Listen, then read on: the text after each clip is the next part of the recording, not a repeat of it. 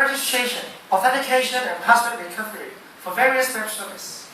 Well, it's a long topic, isn't it? You may wonder, why are we choosing it as our topic? Of course, it's attracted us not only because of its tongue twisting. Yes, we are living in an age of digitized world. We use email rather than mail posts. We shop online, we bank online. We spend even much more time on digitized social interaction than with traditional social activities. Various types of web service provide the services as I mentioned above. No matter what web service, all of us have an identity that tells the service provider who we are. Yes, identification, that's what motivates us. Here's come to our content page. Okay, let's get down to the business. What is our project actually doing? We study the registration, authentication, and password recovery mechanisms of one example in each kind of common web service. We try to use what we learn in class to explain each web service's authentication mechanisms. We compare each web service's security or the authentication mechanisms and analyze their security level based on how they can prevent packet sniffing, password cracking, and key logging. Yet, still remember, what are they?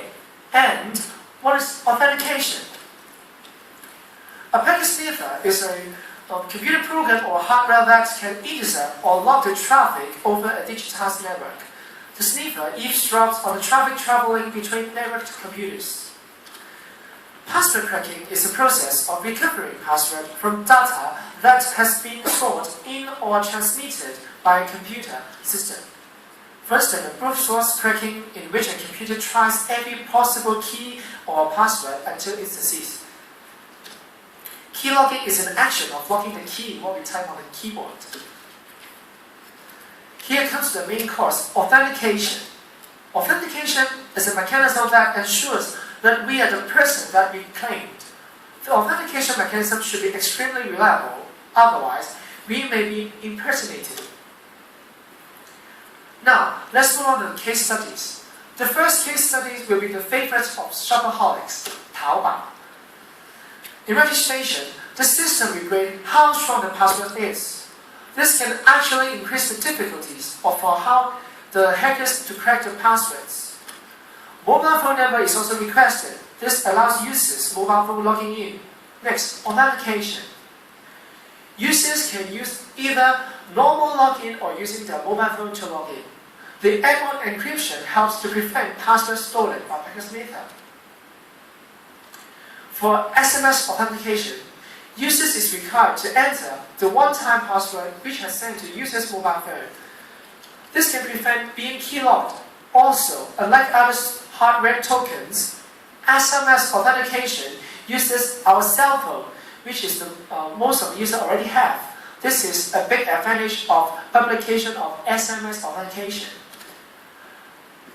There is no attempt limits on failure authentication, but with a CAP TCHA, it cannot prevent a brute force cracking.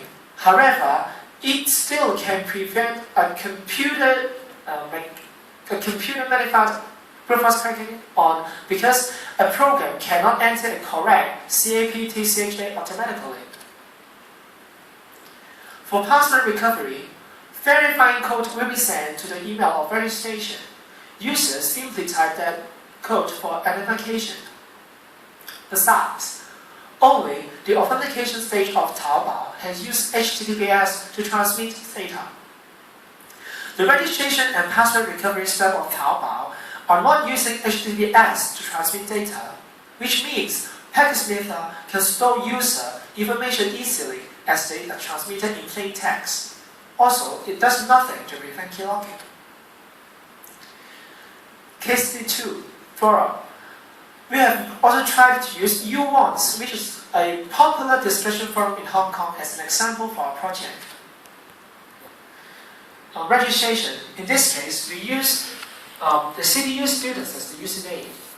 Same as Taobao, U-Once also provide a password strength indicator. Different passwords are tried to fulfill the requirement of a strong password. However, as you can see, whether it is secure enough, we leave this question to all of you. Safety question and answer is what new compared with Taobao. For authentication, you must prohibit users autocomplete for login, which is good when users are using in public computers. Safety question has to be answered per login if users have set in their registration stage. Thus, stranger is more difficult to log into your account, even they can steal your password or name. Good news to tell them is there is an attempt limit on failed authentication. So what about password recovery? They ask you to type your email address and answer the question you have set. Recovery link will be included in the email as follows. A point to note that is, you must not use HTTPS at all. Yes, Facebook, our daily place. Only basic information of we is required for registering an AC. Authentication of Facebook. Allowing browser auto login by clicking the tag "Keep me logged in," which is quite convenient but not safe, with a simple password authentication. Facebook has no attempt limits on failed authentication too. So if you forget your password, you can choose whether use your Yahoo Mail to reset your password or send a recovery link into your email. Although it is quite convenient for only use email to recover password, but this may lead to a linked threat. Linked threat means if hackers have cracked your email account, they can hack both your email account and your Facebook. Besides, all three stages are using HTTPS to transmit information. So after talking about social networking, now let's take a look on some commercial web service. HSBC e-banking. For registration, typically there are 3 steps. Step 1. Enter account information, including account number, PIN, and HKID number. Step 2. We need to set a double password and double security questions. Step 3. Accept the terms and conditions. For authentication, HSBC supports both dual password and security device authentication. For dual password, users only need to type in a part of the password. It is more difficult for hackers to crack our password because of its length and incompleteness. However, it is still vulnerable to keylogging. Although hackers cannot steal and log the password in one time, but they can still steal our password with few attempts. For security device, a one-time security key will be generated based on a unique serial number and a synchronized clock. The security key needs to be used immediately, and it will be invalid within a minute. Thus, it can avoid keylogging completely. Complicated, right? So how do banks recover these stuff? There are 2 methods. Method 1. Answer all security questions and then get your passwords. Simple, right? What about if you forgot the answer to? Method 2 may be your choice. Reset all password and security questions by filling in a paper form and mailing the acknowledgement page to the bank. Then, print out the acknowledgement page with the reference number. Sign in, which signature is something you do, and sign it to the bank. Besides, HSBC uses HTTPS for all the data transmission for all steps. For e-tax, before we start, what is e-tax? E-tax is a gateway to Inland Revenue Department's electronic services. It offers users an easy means to facilitate their compliance with tax law.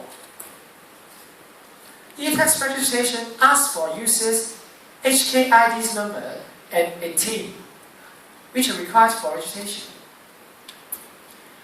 There are 2 authentication mechanisms for users to choose: password only or Hong Kong ID number with a digital certificate, which is issued by a recognized certification authority to log in.